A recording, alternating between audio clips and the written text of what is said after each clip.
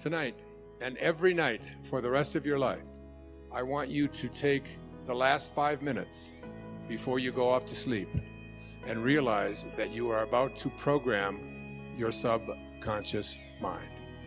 All right? Your subconscious mind is most at home when you are unconscious, when you are asleep. If you spend the last 5 minutes of your day, which so many people do, reviewing all of the things that you don't like and all the things that didn't work out and how terrible you feel and who abused you and who was mean to you and who said this and they did this, and you're constantly doing this kind of thing with your mind, then you are programming your subconscious mind that when you awaken, because you're now about to marinate for the next 8 hours in your subconscious mind.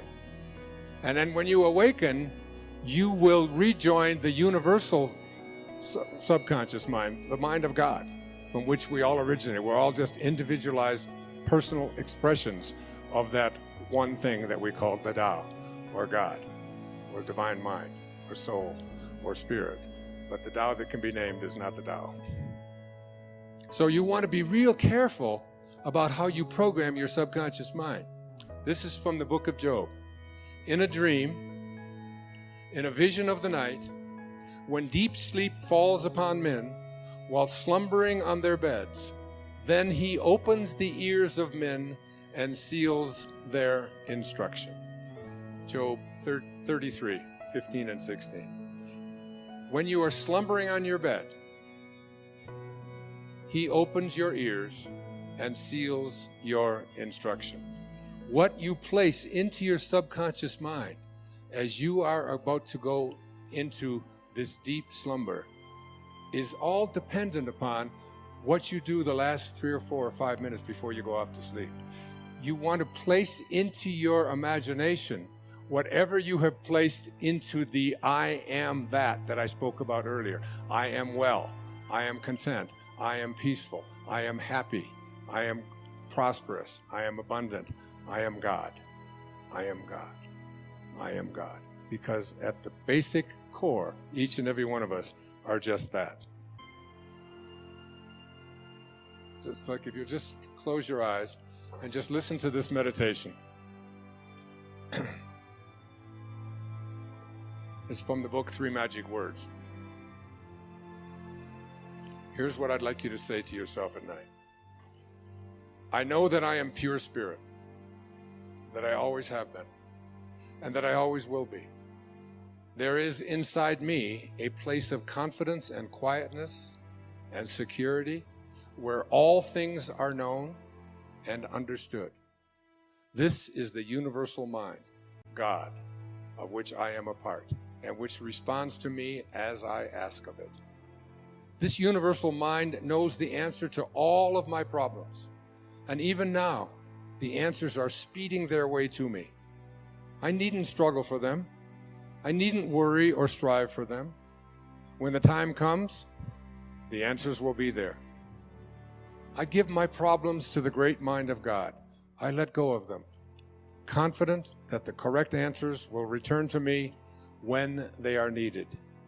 Through the great law of attraction, everything in life that I need for my work and fulfillment will come to me. It is not necessary that I strain about this, only believe. For in the strength of my belief, my faith will make it so. I see the hand of divine intelligence all about me, in the flower, the tree, the brook, the meadow. I know that the intelligence that created all these things is in me and around me, and that I can call upon it for my slightest need. I know that my body is a manifestation of pure spirit, and that spirit is perfect. Therefore, my body is perfect also. I enjoy life, for each day brings a constant demonstration of the power and wonder of the universe and myself. I am confident, I am serene, I am sure. No matter what obstacle or undesirable circumstance crosses my path, I refuse to accept it, for it is nothing but illusion. There can be no obstacle or undesirable circumstance to the mind of God, which is in me, around me, and serves me now. This is the great lesson. Know this within you. When Herman Melville was writing Moby Dick, he wasn't writing about a man looking for a whale. He was writing about a man trying to find his higher self. He said these words, "For as this appalling ocean surrounds the verdant land, so in the soul of man lies one insular Tahiti, full of peace and joy, but encompassed by all of the horrors of the half-lived life." In every moment of your life as you leave here today, you have this choice. You can either be a host to God or a hostage to your ego. It's your call. Thank you. God bless you. Namaste. Thank you. That there is an alignment that you have to make in your life. You see, there's two parts to being human. There's this form that we find ourselves in that was all handled in that split second. Like all of these hairs that are falling out was all handled in that second. That has nothing. It's like you get to this point in your life where you watch your form and you watch it on its way to closing parentheses. and it's like you get in back of it or in front of it or underneath it or around it or somewhere, and you sort of just watch it. And another wrinkle will appear, and another drooping will take place that you didn't want. Where you are not your form. You're something other than your form. You have to be careful when you use this on your children.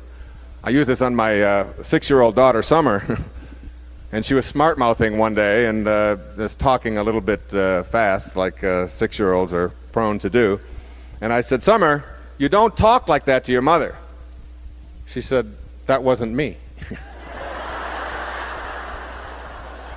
She had been at my talk the night before. I said, "What do you mean it wasn't you?" She said, "That was my mouth, and I'm not my mouth." So you have to be careful. But what happens is that you get to this point in your life where you literally are capable of getting outside of this form that you occupy and coming in contact with another dimension of yourself that you can't describe with words any more than you can describe the experience of water with formulas. You must know it and go within and honor it and get it. And as you do that, it comes about from this surrendering process, from this knowing and this realignment. See, if you align yourself first with the physical side, and then primarily physical and secondarily the spiritual side, then your physical world is directing, if you will, the spiritual part of your life. The thoughts, the images, the feelings, all of this part of you that is invisible come from the physical side of you. What it takes in order to experience real magic is to realign and to align yourself first spiritually and allow your physiology then to flow from that. It's almost like you have to get outside of your body, watch it do what it has to do, allow it to go through whatever motions it has to go through, but align yourself first and foremost with this invisible part of you. Now, most people don't get this. They don't ever get in their life that this invisible part, this thing that you can call thought or consciousness or soul or whatever it is something that is real. Because it doesn't have boundaries and dimensions like the physical world, we sort of put it aside and give it a couple of hours on Sunday morning. And then when that's over, we charge out of the church lot and don't even let our neighbors in very often on our way home. But it really, what it takes is this realignment. It happened for me when my grandmother died in 1983 on April the 15th, when she was admitted to the hospital, and they weighed her in her 95th year, and she knew that she was dying, and they weighed her, and she weighed 133 pounds because it was one of the things that they had to do to fill out all of the forms. And what was interesting, then my grandmother died. And there was this package, this container, if you will. It wasn't my grandmother. It was cold and getting stiff and blue, and my grandmother was this beautiful soul who raised 5 children, and that's who she was. And she certainly wasn't this container. And when they weighed this container for the death certificate, it weighed 133 pounds, and there was such a powerful metaphor in that. That when life passes from your body, as it will, it won't weigh any less as a result. So that whatever it is that constitutes your life is weightless. You can't get a hold of your life and apply the same rules that you apply to the physicalness that houses your body. You can't do that. You have to know that your life is invisible. It weighs nothing, and yet you can never escape it. That you are not a human being having a spiritual experience at all, but that you're a spiritual being having a human experience.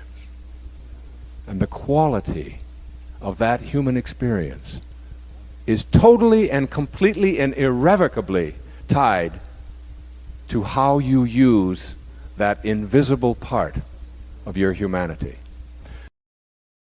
And here are the 7 faces of intention.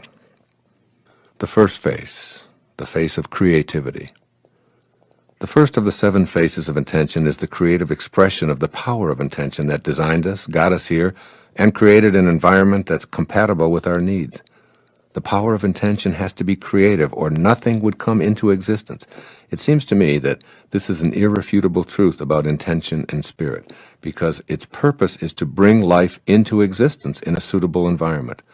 Why do I conclude that the life-giving power of intention intends us here to have life and have it in increasing abundance? Because if the opposite were true, life as we know it couldn't come into form. The face of creativity intends you toward continued creativity to create and co-create anything that you direct your power of intention toward. Creative energy is a part of you. It originates in the life-giving spirit that intended you here in the first place. 2. The face of kindness. Any power that has as its inherent nature the need to create and convert energy into physical form must also be a kindly power. Again, I'm deducing this from the opposite. If the all-giving power of intention had at its core the desire to be unkind, malevolent, or hurtful, then creation itself would be impossible. The moment unkind energy became form, the life-giving spirit would be destroyed. But instead, the power of intention has a face of kindness. It is kind energy, intending what it's creating to flourish and to grow, and to be happy and to be fulfilled. Our existence is proof to me of the kindness of intention. Choosing to be kind is a choice to have the power of intention active in your life. 3. The face of love. The third of the 7 faces of intention is the face of love. That there's a life-giving nature inherent in the power of intention is an irrefutable conclusion. What would we name this quality that encourages, enhances, and supports all of life, if not love? It's the prime moving power of the universal spirit of intent. As Ralph Waldo Emerson put it, love is our highest word and the synonym for God. The energy field of intention is pure love, resulting in a nurturing and totally cooperative environment. Judgment, anger, hate, fear, or prejudice won't thrive here. So were we able to actually see this field, we'd see creativity and kindness in an endless field of love. This face of intention that is an expression of love wishes only for us to flourish and grow and become all that we're capable of becoming. When we're not in harmony with the energy of love, we've moved away from intention and weakened our ability to activate intention through the expression of love. Pierre Teilhard of Chardin put it this way, quote, "The conclusion is always the same. Love is the most powerful and still the most unknown energy of the world." Unquote. The fourth face of intention, the face of beauty. The fourth of my 7 faces of intention is the face of beauty. What else could a creative, kind, and loving expression be other than beautiful? Why would the organizing intelligence of intention ever elect to manifest into form anything that's repugnant to itself? Obviously it wouldn't. So we can conclude that the nature of intention has an eternal interaction of love and beauty, and add the expression of beauty to the face of a creative, kind, loving power of intention. In order to grasp the significance of beauty as one of the faces of intention, remember this: beautiful thoughts build a beautiful soul. As you become receptive to seeing and feeling beauty around you, you're becoming attuned to the creative power of intention within everything in the natural world, including yourself. By choosing to see beauty in everything, even a person who was born into poverty and ignorance will be able to experience the power of intention. 5. The fifth face of intention is called expansion. The elemental nature of life is to increase and seek more and more expression. If we could sharply focus on the faces of intention, we'd be startled. I imagine that one of the faces we'd see is a continuously expanding expression of the power of intention. The nature of this creative spirit is always operating so as to expand. Spirit is a forming power. It has the principle of increase, meaning that life continues to expand toward more life. The power of intention is the power to expand and increase all aspects of your life. No exceptions. It's the nature of intention to be in a state of increased expression, so it's true for you as well. 6. The sixth face of intention is called unlimited abundance. This sixth face of intention is an expression of something that has no boundaries. It's everywhere at once and is endlessly abundant. It's not just huge, it never stops. This marvelous gift of abundance is what you were created from. Thus, you too share this in the expression of your life. You're actually fulfilling the law of abundance. These gifts are given freely and fully to you, just as the air, the sun, the water, and the atmosphere are provided in unlimited abundance for you. You were created from this very same unlimited abundance. The power of intention is everywhere. It is what allows everything to manifest, to increase, and to supply infinitely.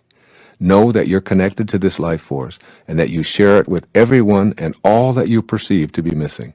Open to the expression of the face of unlimited abundance, and you'll be co-creating your life as you'd like it to be.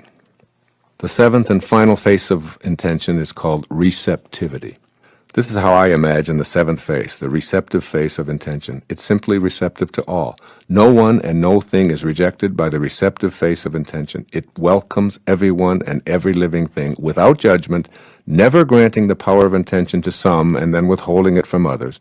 The receptive face of intention means to me that all of nature is waiting to be called into action. We only need to be willing to recognize and receive. Intention can't respond to you if you fail to recognize it.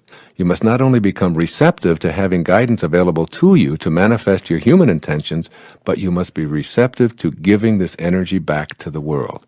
As I've said many times in speeches and earlier writings, your job is not to say how, it is to say yes. Yes, I'm willing. Yes, I know that the power of intention is universal. It is denied to no one. By being receptive, I'm in harmony with the power of intention of the universal creative force. This works in so many different ways. You'll see the right people magically appearing in your life, your body healing, and if it's something that you want, even becoming a better dancer or a card player or an athlete. The field of intention allows everything to emanate into form.